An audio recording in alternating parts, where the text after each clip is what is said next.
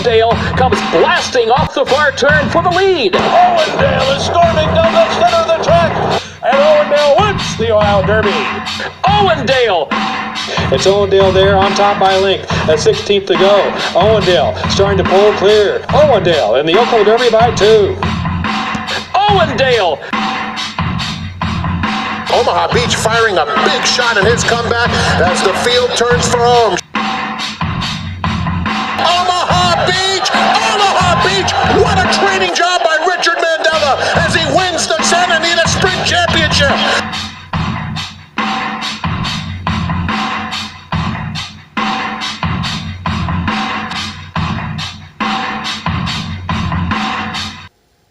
Cortland Simmons with you here at the CS Racing Report, and this is sort of the O2 podcast. Oklahoma Derby, Owendale, Omaha Beach, who of course made his long-awaited return in the Santa Anita Sprint Championship. Let's quickly get back into the Oklahoma Derby. I did a preview pod, and we're running a little bit off schedule, but the Breeders' Cup is fast approaching from Arcadia, California at the great race place Santa Anita Park.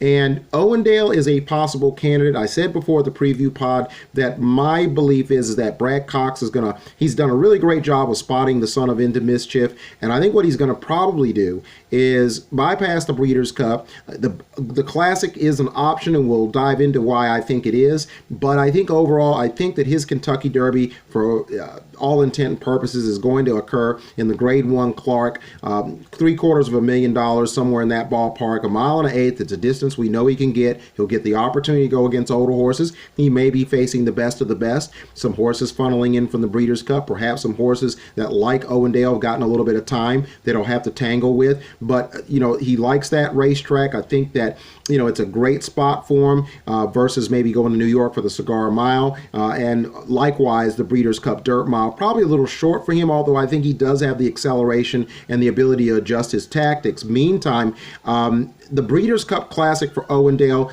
I believe, is possibly an option, and we'll talk a little bit more about that based on his performance in the Oklahoma Derby. He was very, very impressive. This was a race in which a lot of the long shots, in addition to Mucho Gusto, one of the favorites in here, they went the first quarter, and keep in mind, Tax was scratch. He was a late scratch for Danny Gargan. He's going to train up to the Breeders' Cup Classic, so he is on the grounds at Santa Anita, training up to the World Thoroughbred Championships. But the first quarter of this Oklahoma Derby, 23.95 the half, 48.03 as Mucho Gusto was forwardly placed. Owendale sitting chilly with a ground-saving trip on the inside. 3 quarters, 112.32 as Owendale began to forwardly start to make the progress. And then, as the race caller announced it, race on in the Oklahoma Derby, when Mucho Gusto didn't streak clear of some of these long shots, you knew he might be in trouble unless he was just holding back and waiting to kick into another set of gears. That did not occur. You kind of knew that it wasn't going to occur. Meantime, Owendale was progressively at this incremental stage, moving up very nicely with an outside trip after saving ground, by the way,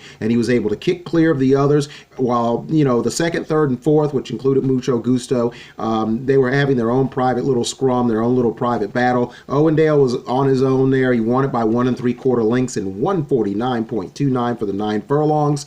Sleepy Eyes was a neck in front of Chess Chief, who I, of course, said in the preview pod would run pretty well, and he would be a horse you could use in the exotics. I thought his West Virginia Derby was good, and he proved that. He was ahead in front of Mucho Gusto, who was a disappointing 4th for trainer Bob Baffert.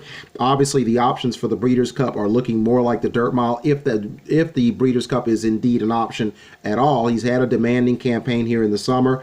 He may be tailing off. We'll just have to see if in 4.5 weeks, at press time of this podcast, he can right the ship and be a contender in whatever race, if they choose one, he competes in the Breeders' Cup. As for Owendale, we'll touch on him in a second, simply because this is a horse that I think the inside trip of the Travers was one in which I do believe that it sort of, kind of depleted his acceleration a little bit. He only finished a couple of lengths back, and I really believe it was a good run, given that, he wasn't in the best part of the racetrack. And I believe that the 1.25 miles, maybe it doesn't suit him. Maybe he'll get bogged down at Santa Anita, which is a little bit more demanding surface, or he'll adapt to it very, very well because he's had that run at Saratoga. Couldn't get any worse. And if he gets a slightly better trip, that also would aid and abet his opportunity to make that run. I think he wants the distance.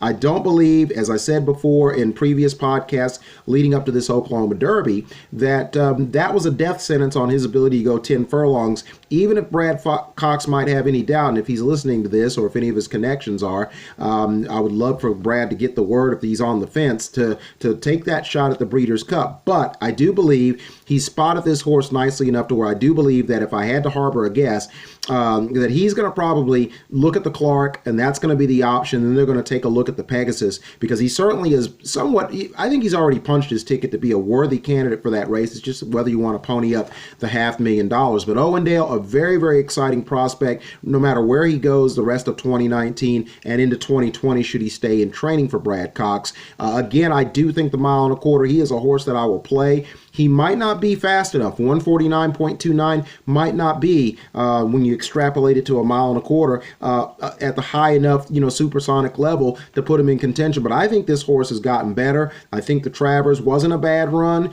He didn't quite get everything to fall his way. The others did run well, but I think he really hasn't seemingly regressed. So we'll see and keep an update on the Owendale file in terms of where he goes in the future. Meantime, Omaha Beach, who was the favorite for the Kentucky Derby, his story has been well documented, had the trap epiglottis. Then he was supposed to come back at Del Mar in the Shared Belief Stakes, and that had to be scrapped. Then the week prior to this Santa Anita Sprint Championship, he was slated to run at Churchill Downs in the Yak-Yak at the flat mile on the dirt. And that was, then he had a setback that kept him from going in that race. He finally got his opportunity to show up in the 6 furlong Grade 1 Santa Anita Sprint Championship. He was able to overcome a very, very fast pace, or even benefited from it if you really want to be more accurate. And he was able to beat Chancelot by a head in a very, very procured stretch battle, when it looked like the runner-up looked like he was going to, hand Omaha Beach a return defeat. But a very, very innovating pace, 21.87 the first quarter, 44.38 for the half, the 5/8, 56.18, very brisk fractions. The final time for the 6 furlongs, 108.79. And after Omaha Beach was able to just slowly but surely with each stride get on the hip of Chancelot and finally get his head in front right at the wire, the question everyone's asking is, Dick Mandela, a man who took Pleasantly Perfect off a 243-day layoff to win the Goodwood, which is now the Awesome again, and other training feats with long layoffs, this horse has had a long, long vacation, obviously not one that was based on just literally convenience, more circumstantial than anything else. What are the prospects? Everyone's trying to push this horse toward the Breeders' Cup Classic. Mandela says he's going to drink a bottle of champagne and make his mind up.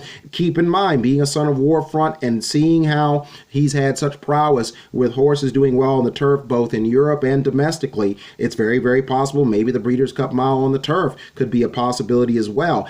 I think if you're looking to keep Omaha Beach or getting what I call short-term excitement before he's whisked away to the breeding shed in 2020, which is apparently what's going to be the plan unless things have changed, is to maybe run him in the mile and then either keep him at the mile and send him to New York for the Cigar Mile, or move him up in trip. We know that he likes the mile and 1/8, whether he still likes it at this point after the layoff. Move him up in trip to the mile and 1/8 of the Grade 1 Clark, and like Owendale, this intent, for all intent and purposes, would be his Kentucky Derby. That would be exciting. And then from there, you get a nice break going into the Pegasus, and I think the Porters, Rick Porter and Fox Hill Farm, would probably be willing to be sporting owners and try to run him in the Pegasus and give him that big bang up victory. That would be the equivalent, if not better, than the Breeders' Cup. So that's a possibility, but a lot of people are pushing him toward that Classic.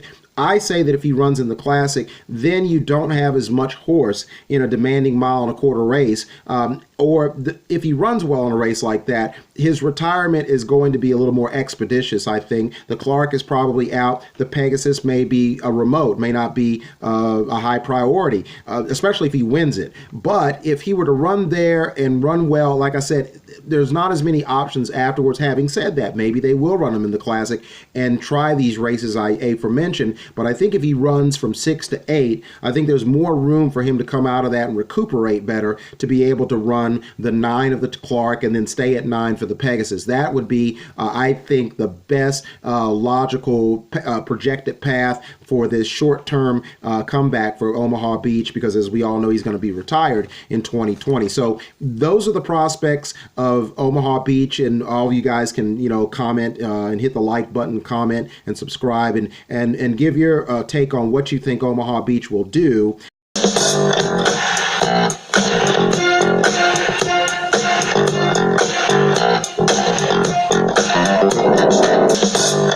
They're off in the Oklahoma Derby. Owendale. Omaha Beach firing a big shot in his comeback. Owendale 4 wide, top of the stretch. Race on in the Oklahoma Derby. Owendale comes off the turn fast, puts the nose up front. Now chest chief, Butcher Gusto, Sleepy Eyes Todd, asks for more with the furlong left. It's Owendale there on top by a length. At 16th to go. Owendale starting to pull clear. Butcher Gusto trying to move up at the rail. Sleepy Eyes Todd. Owendale in the Oklahoma Derby by 2.